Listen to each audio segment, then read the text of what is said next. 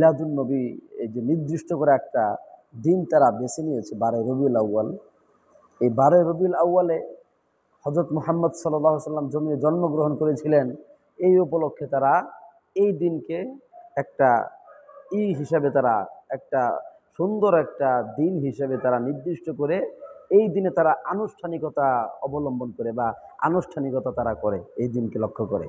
সম্মানিত ভাই, আপনাদেরকে বলতে চাই এই দিনের যে আনুষ্ঠানিকতা রাসূলুল্লাহ সাল্লাল্লাহু আলাইহি সাল্লাম তো পর্যন্ত এবং কি তার মৃত্যুর পরে যে সাহাবায়ে কেরাম সহিহ সূত্রে কোনো হাদিস বর্ণিত হয়নি যে এই দিনে কোনো মানুষ আমার জন্ম মাউলুদুন নবী নবী সাল্লাল্লাহু আলাইহি সাল্লামের জন্মগ্রহণ করেছেন, এই জন্মগ্রহণ উপলক্ষে অনুষ্ঠান করা, মিটিং মিছিল করা, বিভিন্ন জায়গাতে ওই বিশাল বিশাল গরু জবাই করে মুরিদানদের খাওয়ানো, পীরের খানকার মধ্যে গিয়ে সিজদা দেওয়া, বিশাল বড় ওয়াজ মাহফিল দিয়ে সেখানে রাসূলুল্লাহ সাল্লাল্লাহু আলাইহি ওয়াসাল্লামের সামনে চেয়ার রেখে দেওয়া, যে এখানে রসুল এসে বসবে, ইয়া নবী আলাইকা সালামা, ইয়া নবী আলাইকুম সালাম, তারপরে কত রকম ইয়া নবী সালামুন আলাইকা, কতভাবে সালাম দেওয়া হয় এই দিনকে লক্ষ্য করে।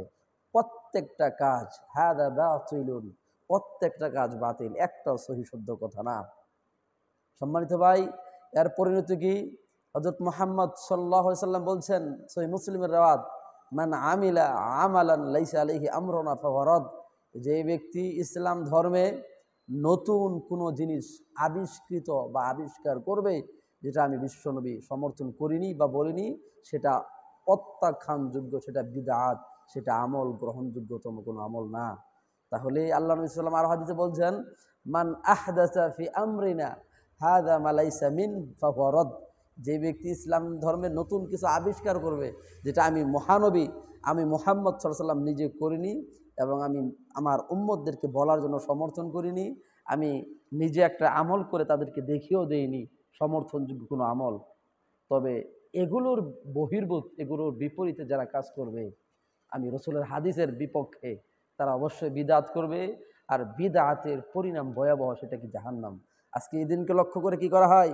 রাসূলুল্লাহ সাল্লাল্লাহু আলাইহি ওয়াসাল্লামের সুন্নাহ পদ্ধতি হলো প্রতি সোমবার দিবস এবং প্রতি বৃহস্পতিবার দিবসে সিয়াম পালন করা। কেননা আল্লাহ নবী বলছেন যে আমি সোমবারে আমার জন্ম হয়েছে, আমি সোমবারে আল্লাহ তাআলা আমার উপর ওহী নাযিল করেছেন, আমি কত নিয়ামত প্রাপ্ত হয়েছি, এই নিয়ামতের কারণে আল্লাহর শুকর গুজার আদায়ে আমি সোমবার এবং বৃহস্পতিবার দিবসে সিয়াম পালন করব। কেননা সোমবার এবং বৃহস্পতিবার সিয়াম পালন করার কারণে আমি মহান রবের শুকরিয়া আদায় করা হচ্ছে।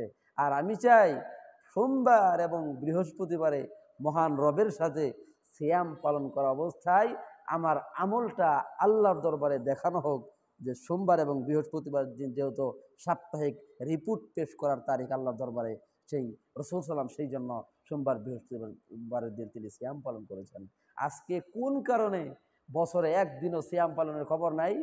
এই যে ঈদে মিলাদুন্নবী 12 রবিউল আউয়াল, হালুয়া রুটি খাওয়া এবং কি এই দিনকে কেন্দ্র করে শুধু সিয়াম পালন করা, এটা হাদা বাতিল, কোনো আমল গ্রহণ হবে না, এটা বাতিল। রাসূল সাল্লাম এটাকে বাতিল ঘোষণা করেছেন।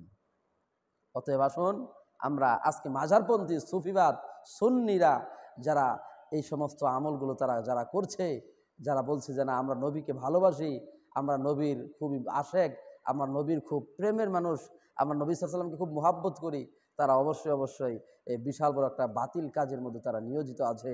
আল্লাহ তাআলা তাদেরকে বোঝার তৌফিক দান করুক এবং বিশাল বড় ভয়াবহ বিদআত থেকে বাহির হওয়ার তৌফিক দান করুন।